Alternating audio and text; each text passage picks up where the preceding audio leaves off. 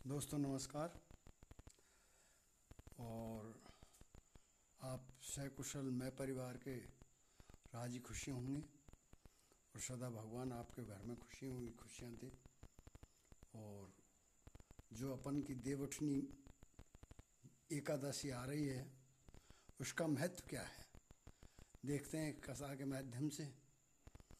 और देवउठनी एकादशी की जो कथा है वह आपको वाचन करने जा रहा है। लाइक और सब्सक्राइब आप अवश्य कर देना।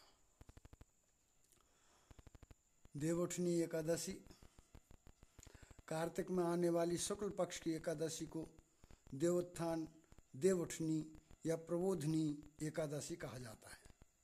यह एकादशी दीपावली के बाद आती है। आषाढ़ शुक्ल पक्ष की एकादशी को देवशयन करते हैं और कार्तिक शुक्ल पक्ष की एकादशी के दिन उठते हैं, इसलिए इसे देवोत्थान एकादशी कहा जाता है।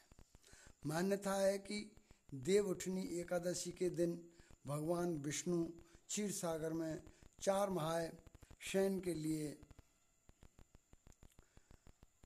जाते हैं और 4 माह के बाद जागते हैं।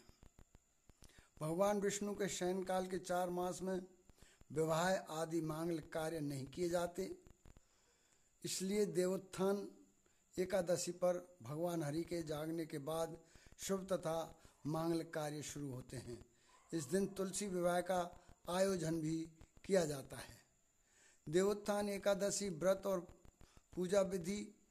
प्रबोधनी एकादशी के दिन भगवान विष्णु का पूजन और उनसे जगाने का आह्वान किया जाता है।